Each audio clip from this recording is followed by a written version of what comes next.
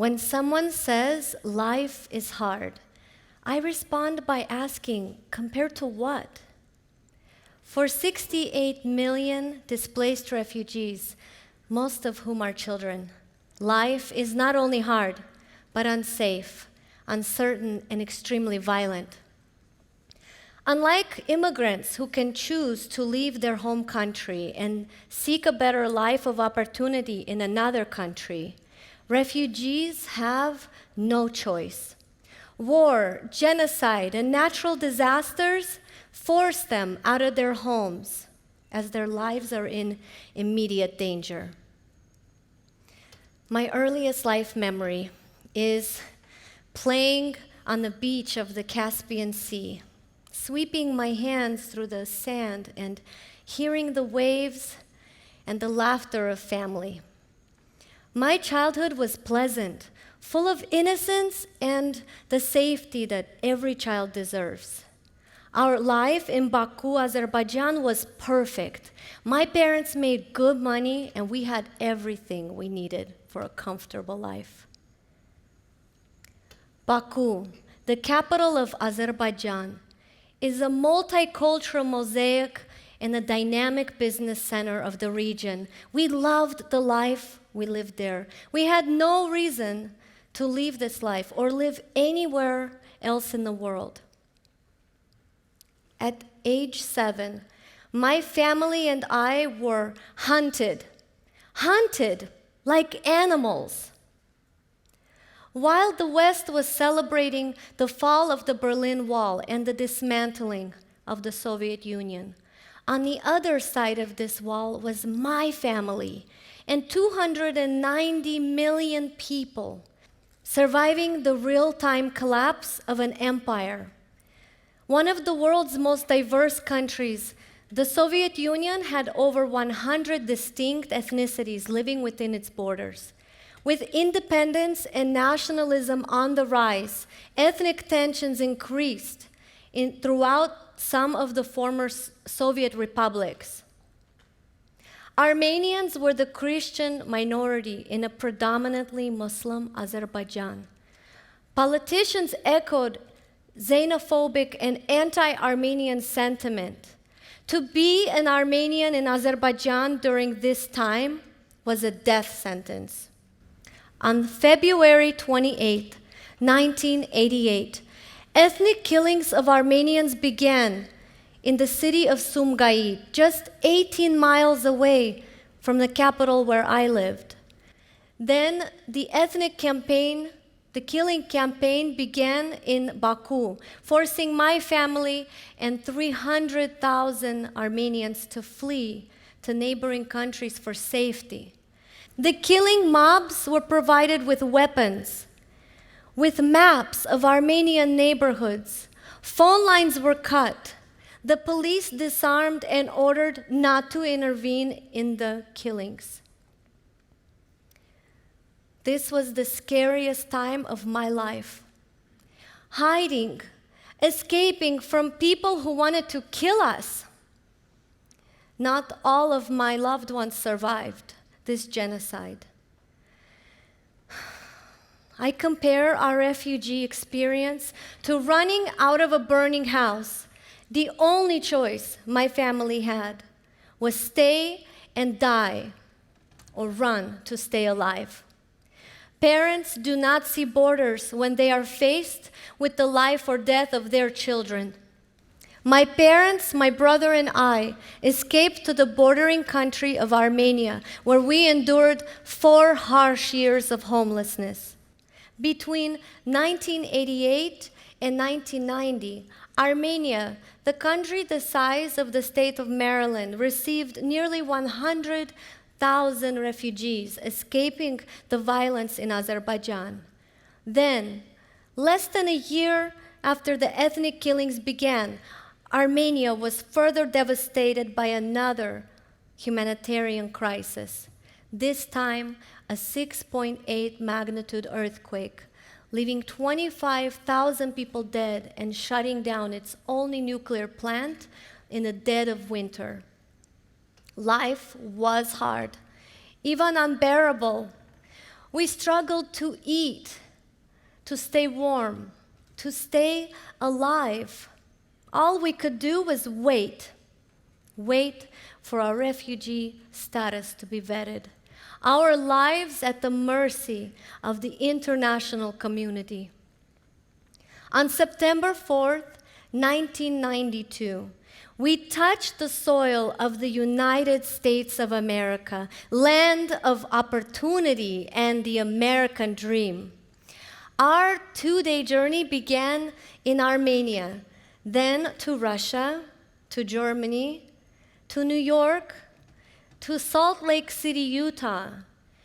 Then, on the tiniest airplane, we landed in a place called Twin Falls, Idaho.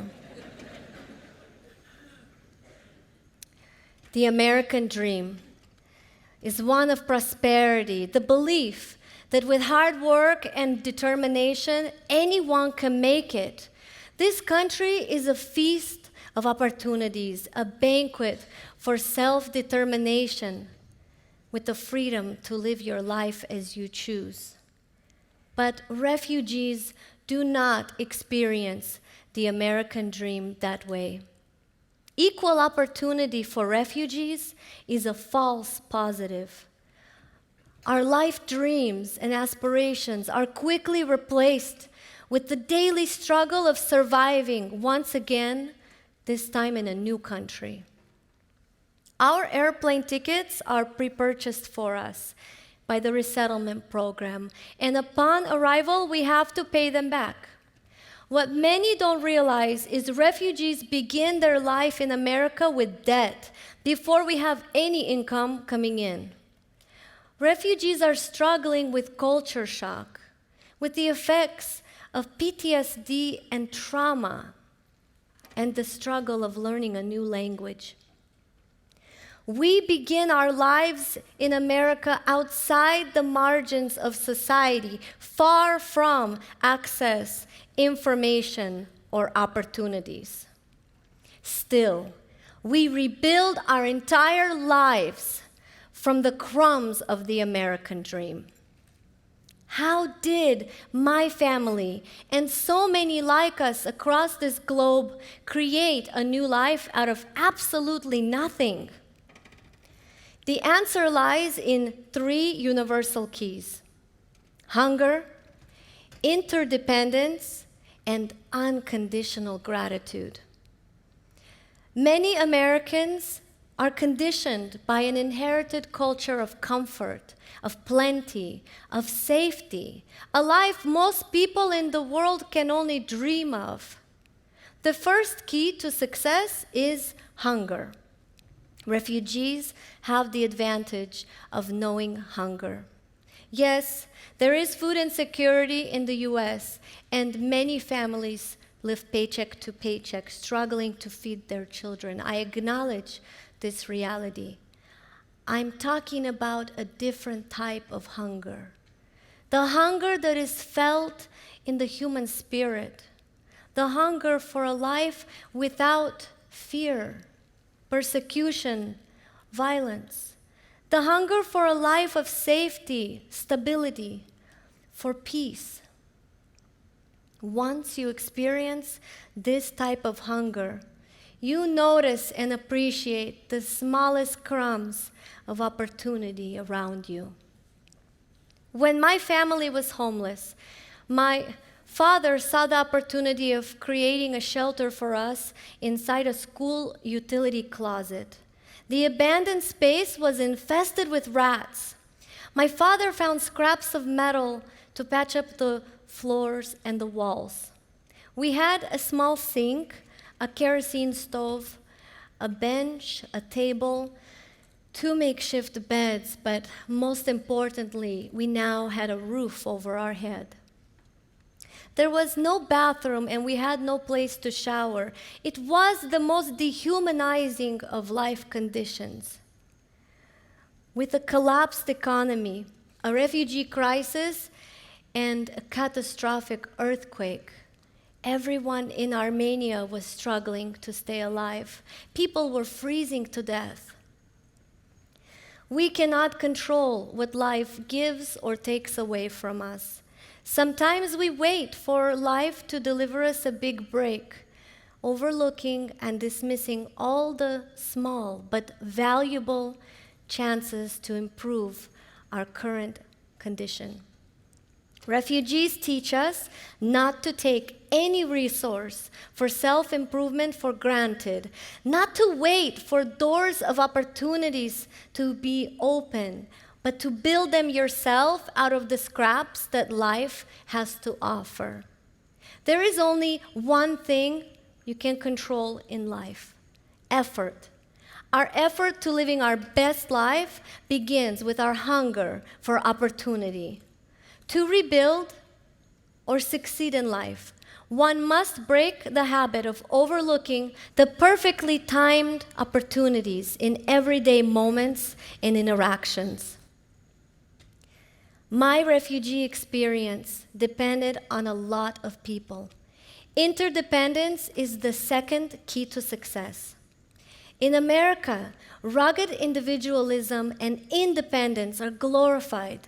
But extreme independence is unnatural, unrealistic, and lonely. Disconnection from family can lead to isolation, to depression, and exhaustion from the lack of support. Unlike refugees who are forced out of their homes, most people have a choice to stay connected to family, to relatives, to their roots, to their shared story, their shared identity. For refugees, family is more than just a word. It is about interdependence. Family for refugees is about the sharing of roles and responsibilities and the interaction between generations. When my family arrived here, everyone contributed to the well-being of the family. Our elders contributed by helping raise the next generation, while our parents worked to provide for our everyday needs. We knew that when our parents were exhausted, we could go to our grandparents for the attention, the patience, and the wisdom that we were seeking. Our grandparents depended on us for their elderly care. This created a structure of dependability and security for the entire family. Interdependence is financially efficient and emotionally fulfilling. Refugees rely on interdependence to maximize their opportunities and improve their quality of life. It is easier to take a risk on your dreams when you have a community you can fall back on.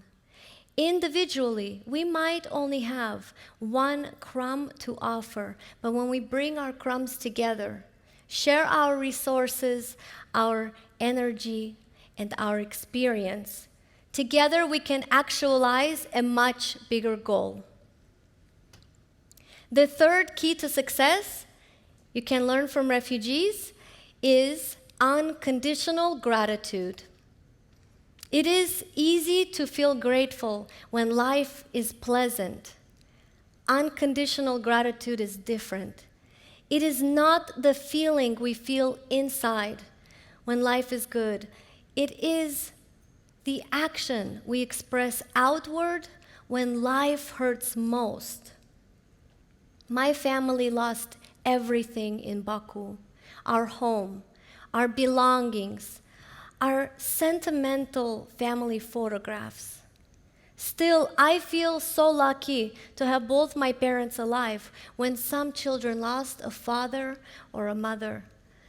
But how could I feel grateful to have my mama alive when my cousin was grieving?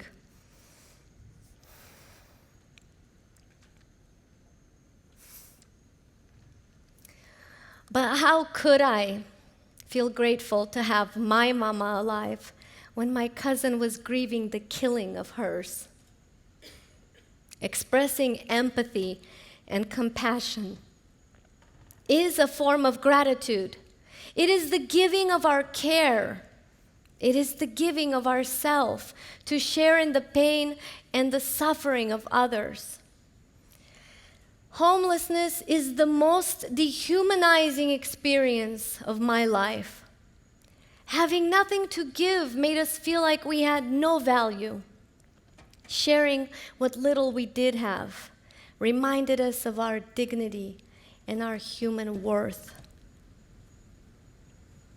Life creates conditions conducive to success. Refugees can teach all of us what it means to truly succeed through their hunger, their interdependence, and their unconditional gratitude. Refugees can teach us to trust life more. If we are willing to learn, they will inspire us to find that place inside ourselves where nothing is impossible. Thank you.